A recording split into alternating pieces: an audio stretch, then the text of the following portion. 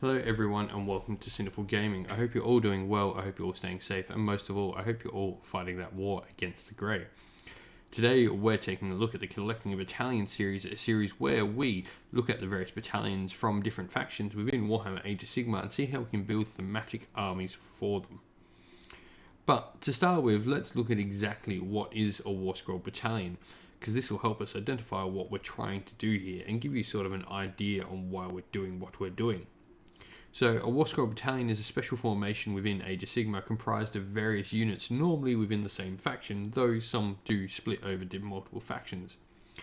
You can take this by taking this, you will gain access to additional abilities for the units inside the War Scroll Battalion in-game. This is really cool because it allows you to sort of take units that thematically go together and get abilities for them, for taking them together. Why are we doing this though? So collecting a battalion can be a great way to collect to a theme, as previously mentioned. It gives you a goal to strive towards and an endpoint to reach. Battalions generally have maximum limits on them. This is really cool because it can give you sort of an endpoint of your collection. You also get bonuses, as mentioned, for playing with the models that thematically go together. And you might get a chance to try out models you might not otherwise take because outside of the battalions they might not be the most optimal choice or even a good choice. But a battalion might make them something much more greater than the sum of their parts. But what is the plan for this? And so the plan is to build an army focusing on the various battalions we look at. And for this particular part of the series, we'll be looking at Gloomspite Gitz. We also want to thematically build upon the battalion if required, because not all battalions will fill out a 2,000 point army, which is what we're sort of going to try and build with this. We also want to have a framework to set an end goal within. So this is the battalion itself, and so there are in Gloomspite Gitz some smaller and some larger battalions, and the mega battalions can actually be fit within 2,000 points, which is really cool and quite unique. It's rare to get those mega battalions, which are battalions of battalions, inside a 2,000 point army, but the Gitz can do it with some of them, so we'll be looking at those as well. But without further ado, let's get cracking into this and let's get started. Alright, so today we're going to be looking at probably the funnest of all the battalions within the Gloomspite Gitz Battletome, the Squigalanche. Now, this is an interesting battalion. Is it sort of a mega battalion? Sort of not. You have to include one other battalion inside this battalion, but it also requires you to use some other pieces as well. So let's get looking into the organisation of the Squigalanche. We'll talk about its abilities first, and then we'll get into the other battalion that's a part of the battalion, the Squigalanche. So to start with, organisation for the Squigalanche is one Loon Boss on Magma Squig or Giant Cave Squig. You can choose either one, but we all know we want those giant wrecking balls in the army, don't we? So it's definitely going to be one Loon Boss on Magma Squig. You can then take 0 to 3 Loon Bosses on Giant Cave Squigs. This is cool. This gives us some extra heroes within the battalion. This does mean that we can make a decent one drop, though we will lack magic if we choose to go that way, but we're going to try and build a list around the one drop for the Squigs. You then have to include one Squig Rider Stampede. This is the other battalion that I've been talking about. You need to include this battalion inside the Squigalanche.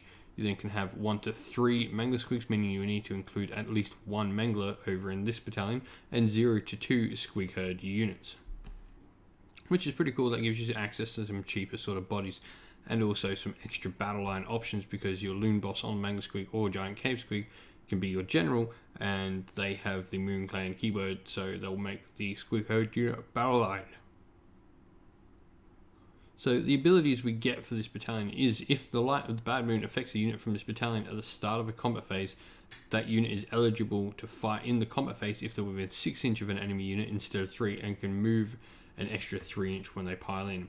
So it's important that that last bit is there, because a lot of abilities allow you to pile in, allow you to attack or be chosen to fight if you're within 6, but not actually move the extra 3 inch. I believe there's one of the Beasts of Chaos battalions that does something very similar or something in there. But this means you can pile in and fight at 6, which is cool. This means you don't actually need to charge. You can get up close, you can stay out of combat, and then start selecting your units one by one, as your opponent can't do anything to sort of stop your activations across the table except fight back with units.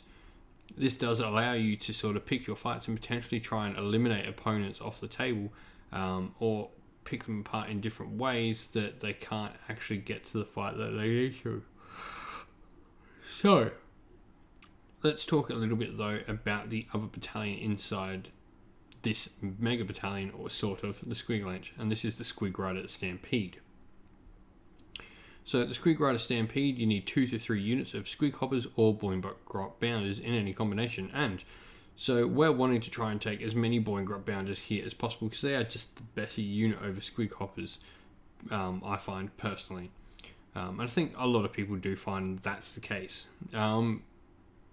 What's cool though, looking back up at the Squiglanche and mentioning those Squig Herd units that can become battle line, means we only need to actually take 1 unit of Squig Hoppers here to get all the battle line in this battalion so that we can make it 1 drop. Which means we can then take 2 units of Boingrot Bounders, which of course we are going to do. You then also have access to 0 to 1 Mangler Squigs inside this battalion as well, which means we can take a full allotment of 4 Behemoths if we chose to within this battalion. The abilities though we get for this battalion is you can reroll the dice to determine the move characteristics of units from this battalion. So we actually really want to try and get this Mangler Squig, although he has to be the 3rd Mangler Squig we've chosen. Obviously we need the Loon Boss, the one that's going to be in the Squiglanche because that's compulsory, and then this will be our 3rd Mangler. So we're going to try and fit 3 Manglers into the list. Whether it's the best way to run them, probably not. You probably don't want the 3rd one, but we want this re-rolling move roll Mangler in the list. I want as many Manglers in there as possible. They're amazing models. So let's get a look at the list that I've built up, and I'd like to get your thoughts on the list. So we've obviously gone for Gloomspike Gits, no sub-faction available, though there is a Squig battalion coming out in one of the latest White Dwarfs, so we might come back and look at that in a second as well, or in another video I should say. We're going to choose Gur, the Realm of Beasts, just because we like the artifact. I think it's the better one we can get and give something together. Right, so our general, he's going to be a Loon Boss on the Mangler Squig. He's going to have the command trait Dead Shouty. This means he gets to use his command trait for free once per battle round, which is really cool. His command trait is +1 to wound for all Squig units wholly within 18, which is amazing. Really sort of gets rid of some of the negatives that things like Boingrot Bounders have, where they sort of are 4s and 3s and they do struggle to wound a little bit. And then we're going to take 2 Loon Bosses on Giant Cave Squigs. One's going to have the Pipes of Doom for a -1 Bravery bubble of 12 inch around him. The other one's going to have Predator's Talk, mainly because there wasn't anything else I could really think of taking. This one's completely up to you. If you got another Realm artifact or you like one of the Loon Boss artifacts, take that instead. But up to you on this one. This one just allows this Loon Boss here to reroll charge rolls. So for battle line, we're going to take 10 Squig Hoppers, 6 Squig Herd, and 12 Squig Herd. This will give us some nice, cheap, expendable bodies that we can either use as screens or to cap objectives around the board and use as sacrificial pawns that otherwise aren't really essential to the army other than gaining us points. There's not much else really to say here on that. Meanwhile though, in our other units, we're going to have 2 units of 10 Boingrot Bounders. These units here can really do some damage. Boingrot Bounders, they do suffer a little bit from being 4s and some of their fighting profiles, but when you get them in and they roll well, they can be quite deadly. 2 units of 10 means we can use them in tandem to pick apart enemy units that sort of stray away from the main battle line. It could be a really cool threat to have. Lastly, for Behemoths, as mentioned, I wanted to fit 2 extra Mangler Squigs in here, so we've got another 2 Mangler Squigs, which is quite cool. Meaning we're going to have 3 of these big boys sort of rocking around. And the idea I've sort of got for this is you would pair these 2 with the Loon Boss on Mangler and sort of run this as like a mobile destruction squad. This army sort of rolls around together and tries to get you onto one of your opponent's flanks to sort of fight less of the army and use those 6-inch pile-ins to sort of get the fights happening where you want them to happen. All in all though, it's all wrapped up in the battalions, the Squiglanche and the Squig Rider Stampede. It comes in at a flat 2,000 points. We are going to get 2 extra command points though, which is going to be important. And the reason why above we chose Dead Shouty so that he gets to use that free command point is so these can be for some rerolls to hit of 1 or some battle shock tested important times. Rerolls to hits of 1 will really help out the army just getting through those extra couple of attacks that we really need to get through. and make those Boingrot Bounders and Mangler Squigs do that little bit more damage. And that's really what we need them there for. Though Battle Shock, it shouldn't be an issue too much. If you've lost 5 Boingrot Bounders already, you're losing the unit anyway. It's already dead. So I don't see that as much of an issue, though late game it might be. Allies, we've taken none, 0 out of 400 points available, but we do come in on a nice 144 wounds, which is pretty low for Gloomspike Gitz, I'll be honest. But it's still pretty decent. It's in the average sort of range. I think that 120 to 150 wounds that you sort of see on tables normally. I'd like to get your thoughts on the list though. If you played with the Squigalanche, definitely leave some comments down below. Let us know your variations of the Squigalanche, how you run it. It's a fun battalion. Squigs are just amazing. Who doesn't like giant teeth with legs? It's just cool.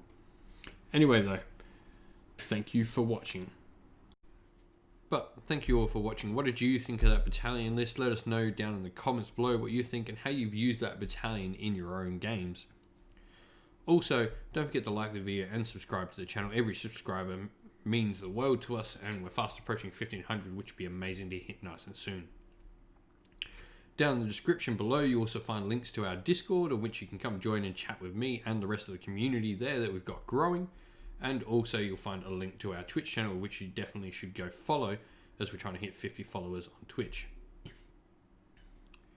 Lastly, thank you to all our Patreon supporters. You guys and gals are absolutely amazing. And a special thank you to our Sinful Guard Militia, Christian Weir, Soren, Philip Ward and Chaos Spawn, and our Free Good Regiment members, James and AJC. If you'd like to join our Patreon and help support the channel in another way, you can find the link down in the description below as well. But thank you everyone, stay safe, stay well, and most of all, keep fighting that war against the Grey. Ciao for now.